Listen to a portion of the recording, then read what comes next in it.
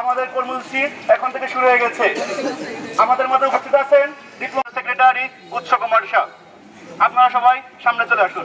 বিএডএসইউ এর সম্মানিত সভাপতি ঝিনাইদহ জেলা শাখা মোহাম্মদ জুয়েল হোসেন।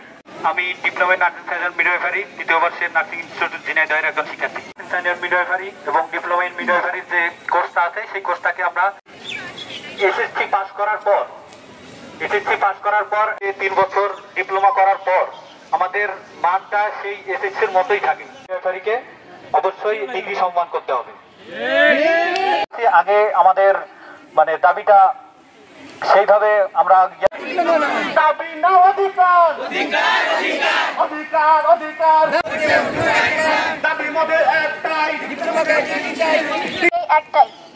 আপনারা সবাই জানেন যে আমরা এইচএসসি পরীক্ষা 2 বছর শেষ করে পড়াশোনা করে তারপর একটা ভর্তি পরীক্ষার মাধ্যমে নার্সিং এবং মিডওয়াইফে